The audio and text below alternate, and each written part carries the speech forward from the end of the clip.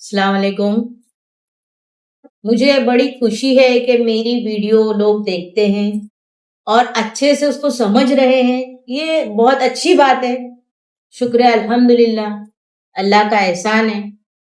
और जो लोग ये कहते हैं कि मुझे माफ़ी माँगनी चाहिए, क्या उन्होंने सैयद अली भाई साहब से सवाल किया?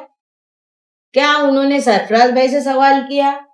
कई लोगों ने ये बात कही है। और हम लोगों ने जो भोंगा मौलाना जो है, जो इलेक्शन पीरियड में कुछ जो मौलाना नहीं थे, मैं तो उनको मौलाना नहीं मानती हूँ क्योंकि उनके पास कोई सर्टिफिकेट नहीं।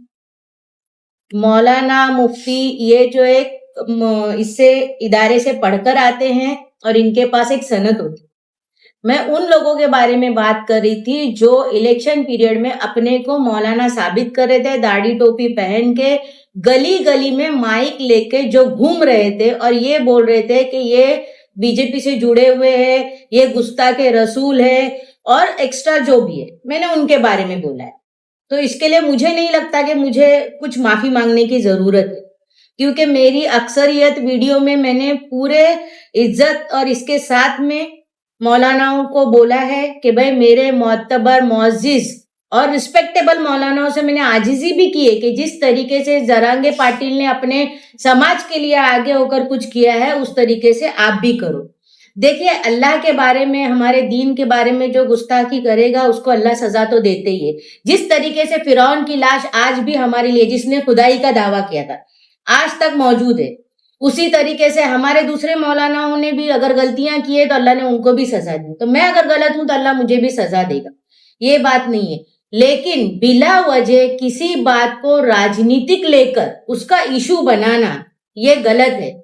इन लोगों को कहीं ना कहीं मेरी आवाज चुभने लगी है, इसलिए ये मुझे घेरने की राजनीतिक कोशिश कर रहे हैं और मुझे नहीं लगता है कि मुझे इनके बोलने पे माफी मांगने की जरूरत है।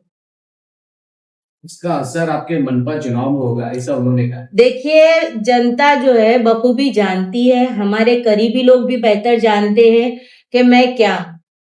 अल्हम्दुलिल्लाह, शुक्र है, अल्हम्दुलिल्लाह, अल्लाह का एहसान है कि मैं अल्लाह का खौफ दिल में रख के राजनीति करती। ऐसा नहीं है कि मैंने किसी की जमीन हड़पी है, किसी का हक मारा है, किसी की कोई चीज हड़पी है। अल्लाह बेहतर जानता। अभी जो लोग फाइल की बात करते हैं तो फाइलें हम ही बनाते, हमको किसी से फाइल लेने के लिए जाने की जरूरत नहीं है, या हम उसके लालच में बिकते नहीं है। बिकने वाले लोग कौन है, ये सारा जो है हमारे वार्ड के लोग भी जानते हैं और शहर के लोग भी जानते हैं, क्योंकि कभी आप इधर, कभी आप उधर, कभी कहाँ दिखाई देते तो कभी कहाँ दिखाई देते। एक वक्त था कि हमारे साथ भी थे। इसके लिए मैं उनकी शुक्रगुजार हूँ कि वो वीडियो देख रहे हैं, अच्छी बात है, लेकिन मुझे नहीं लगता है कि मुझे माफी मांगने की जरूरत है। देखिए, उलमाओं की कदर, अगर वो ईमान वाला है तो वो अपनी जान से ज्यादा करता है। और उलमाओं का अगर पैर का चप्पल या जूता मिल जाए तो हम हाथ में चलने के लिए तैयार हैं, लेकिन शर्त यह है कि वो आलिम होना चाहिए।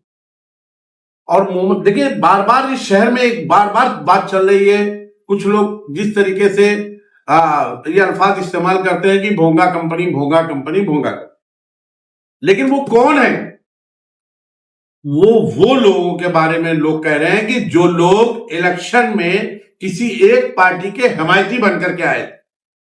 मेरा उनसे एक सवाल है, अगर उनको राजनीति में इतना ही शौक है तो किसी पार्टी को ज्वाइन कर लें। जब पार्टी ज्वाइन कर लेंगे तो लोग ये कहेंगे कि फला पार्टी के आदमी। अगर आपकी शनाख्त नहीं है तो लोग इसी तरीके की बात करेंगे। उलमाओं की कदर हम बेपनाह करते और करते रहेंगे। लेकिन मैं आपको कुछ बातें बता दूं आप लोगों को। अभी जो इलेक्शन हुआ, एमएलए का इलेक्शन हुआ, उसमें आपने देखा होगा कि इम्तियाज जलील साहब हार गए। इम्तियाज जलील साहब को किसने हराया? इम्तियाज जलील साहब कितने वोट से हारे मालूम आपको? 2161 वोट से हारे। और उसके सामने जो समाजवादी के कैंडिडेट का उलमाओं ने ऐलान किया था वो सिर्फ 5000 वोट पाए। बाबा सिद्दीकी मरहूम का लड़का जीशान सिद्दीकी 11,000 वोट से हार गया, फतवे की वजह से हार गया। सना मलिक सिर्फ 2300 वोट से हारी, जीती है 2300 कुछ वोट से, 68 वोट से। मैं ये बताओ कि अब बाबा सिद्दीकी का बच्चा या बाबा सिद्दीकी की फैमिली उलमाओं के बयान के बाद अगर वो उनका बेटा, उनका भाई हार गया तो क्या करेगा? आपको दुआ देगा? दुआ देगा क्या वो? क्यों देगा? इम्तियाज जलील साहब आपको दुआ देंगे? अरे आप मुसलमानों की बात करते हैं कि आपको सोचना चाहिए कि इम्तियाज जलील साहब ने महाराष्ट्र में तारीख रचा। जब हुजूर सल्लल्लाहु अलैहि वसल्लम की शान में गुस्ताखी की गई तो इतना बड़ा मोर्चा औरंगाबाद से लेकर महाराष्ट्र तक लेकर आया। उसके खिलाफ उलमाओं ने देकर के फतवा देकर के उसको घर में बिठा दिया। नहीं कहेंगे? कहेंगे। उसकी वजह यह है कि आपको पार्टी ज्वाइन करनी पड़ेगी। 24 घंटा शहर में मुमरा के बात ले लीजिए, आपने नजीमुल्लाह के खिलाफ प्रचार किया, क्या वो मुसलमान नहीं था? चलो नजीमुल्लाह का आप बोलते हो कि फला पार्टी के अलायंस में था, तो एसडीपीआई वाले तो एकदम कट्टर मुसलमान, एमआईएम कट्टर मुसलमान, उनके फेवर में क्यों नहीं प्रचार किया आपने? इम्तियाज और जो एसडीपीआई का सरफराज अहमद है उसने तो मौलाना का नाम लेकर के कहा, उसके खिलाफ सादिक भाई आप स्टेटमेंट दीजिए ना, भाई साहब के खिलाफ स्टेटमेंट दीजिए ना। मैं ये कहना चाहता हूं कि शहर के जो मोतबर और जिम्मेदार आलिम हैं, चाहे वो मरहूम मुसन्ना मियां, चाहे शहीद राह मदीना रहे हो, उन्होंने कभी आकर के किसी का इस तरीके का स्टेटमेंट नहीं दिया। कभी मौलाना अब्दुल सलाम सल्फी साहब जो अहले हदीस के अमीर हैं, उन्होंने तो कभी इस तरीके का स्टेटमेंट नहीं दिया। कभी मौलाना शोएब साहब ने, मरहूम मौलाना शोएब साहब ने इस तरीके का स्टेटमेंट दिया। बार बार आपकी तरफ उंगली क्यों उठ रही है? और आप सोहबत की बात करते हैं सादिक भाई, सोहबत की बात का अगर असर देखना है ना तो अमित सरैया अवार्ड साहब का मुंह बोला बेटा है वो बेटा, और कहां भाग के गया? बीजेपी में सोहबत का असर वहां दिख रहा है। वहां अमित सरैया से सवाल करो। सादिक भाई, हम लोग बोलते नहीं है, हम लोगों का एहतराम करते हैं शहर में लोगों का, लेकिन सवाल रखोगे तो सवाल का जवाब मिलेगा। मैं भाभी से कहूंगा, मैं खुद कहना चाहता हूं, उलमाओं की कदर करो और करना चाहिए, तमाम लोगों पर यहां पर फर्ज है। लेकिन अमित सरैया ने जिन्होंने मुमरा के मित्तल रोड का 150 करोड़ रुपए का रोड बनाया और वो सोबत में किसके पला बढ़ा? अवार्ड साहब ने उसको पाल पोस के बड़ा किया और मुंह बोला बेटा था और बीजेपी में चला गया। मेरी सादिक भाई और तमाम जिम्मेदारों से गुजारिश है, उस पार्टी के तमाम जिम्मेदारों से और चाहने वालों से, कि अमित सरैया का पुतला जलाओगे कि नहीं? अमित सरैया से सवाल करोगे कि नहीं करोगे? अरे खाली बातें मत करो, 1000 सवालात है हमारे पास। यहूद में जाके खाना खाएंगे हम। और आपको एक चीज और बता दूं, अगर आपको पॉलिटिक्स से इतना ही इंटरेस्ट है तो मैं उन तमाम अपने जिम्मेदारान उलमाओं से गुजारिश करना चाहता हूं जो इलेक्शन में किसी एक पार्टी का प्रचार कर रहे थे, उस पार्टी को वो ज्वाइन कर ले, कभी कोई उनकी तरफ उंगली नहीं उठाएगा। और बार बार आप लोग आकर के किसी औरत पर, किसी हमारी बहन पर या किसी जिम्मेदार पर इस तरीके के तंज करेंगे तो आपके सवालात का जवाब इसी तरीके से मिलते रहेगा। क्या मौलानाओं को पॉलिटिकल पार्टीज की स्टेटमेंट नहीं देना चाहिए? देना चाहिए, लेकिन आपको उसका हक रख करके, मतलब शहर के हालात को देखते हुए आप ये बताइए, इम्तियाज जलील साहब से बेहतर वो समाजवादी का कैंडिडेट था? क्यों दिया आपने स्टेटमेंट? 5000 वोट की कीमत नहीं, जिसकी हैसियत नहीं है, वो इम्तियाज जलील हार जाता है।